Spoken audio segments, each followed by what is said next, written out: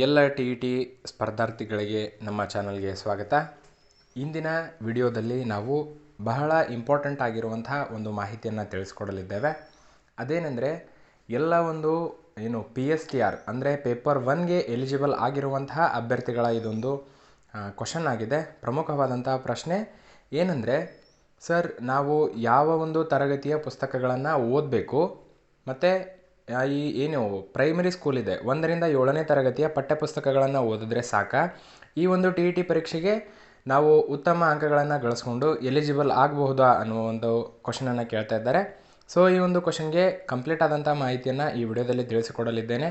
ನೀವೇನಾದರೂ ನಮ್ಮ ಚಾನಲ್ಗೆ ಹೊಸಬರಾಗಿದ್ದರೆ ಈ ಕೂಡಲೇ ಸಬ್ಸ್ಕ್ರೈಬ್ ಮಾಡ್ಕೊಳ್ಳಿ, ಹಾಗೆ ನಮ್ಮ ಚಾನಲನ್ನು ಸದಾ ವಾಚ್ ಮಾಡ್ತಾ ಇರಿ ಅಂತ ಹೇಳ್ತಾ, ಸೊ ಈ ಒಂದು ಪ್ರಶ್ನೆಗೆ ನೇರ ಉತ್ತರವನ್ನು ಕೊಡೋದಾದರೆ, ಟಿಯ ಒಂದು ಪರೀಕ್ಷೆ ಏನಿದೆ ತುಂಬಾ ಟಫ್ ಆಗ್ತಾ ಇದೆ ವರ್ಷದಿಂದ ವರ್ಷಕ್ಕೆ. ಹೌದು, 2023ರಲ್ಲಿ ಇರುವಂಥ ಕ್ವಶನ್ ಪ್ಯಾಟರ್ನನ್ನು ಗಮನಿಸಿದಾಗ ಮತ್ತು 2024 ಆ ಒಂದು ಕ್ವಶನ್ ಪೇಪರ್ ಪ್ಯಾಟರ್ನನ್ನು ಗಮನಿಸಿದಾಗ ಎರಡನ್ನೂ ನೀವು ಹೋಲಿಕೆ ಮಾಡಿ ನೋಡ್ರಿ. 2024ರ ಒಂದು ಪತ್ರಿಕೆ ಏನಿದೆ ತುಂಬಾ ಟಫ್ ಆಗಿತ್ತು.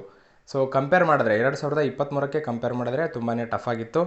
ಸೊ ಇಲ್ಲಿ ನಾವು ಒಂದು ಪ್ಯಾಟರ್ನನ್ನು ಗಮನಿಸಬಹುದು, ಟ್ರೆಂಡನ್ನು ಗಮನಿಸಬಹುದು. ಈ ವರ್ಷವೂ ಕೂಡ ಅದೇ ರೀತಿಯಾದಂತಹ ಒಂದು ಪ್ರಶ್ನೆ ಪತ್ರಿಕೆ ಬರುವಂತಹ ಸಾಧ್ಯತೆಗಳು ಜಾಸ್ತಿನೇ ಇರುತ್ತೆ.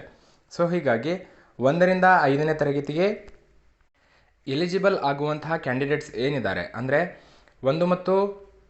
ಪೇಪರ್ 1ಅನ್ನು ಬರೆಯುವಂತಹ ಅಭ್ಯರ್ಥಿಗಳು ಏನಿದ್ದಾರೆ ಅವರು 1ರಿಂದ 10ನೇ ತರಗತಿಯವರೆಗೂ ಕೂಡ ಪುಸ್ತಕಗಳನ್ನು ಓದುವುದು ಕಡ್ಡಾಯ ಅಂತ ಅನ್ನುವ ಒಂದು ಸಿಲೆಬಸ್ ಮಾಹಿತಿ ನಮಗೆ ಕಂಡು ಬರ್ತಾ ಇದೆ.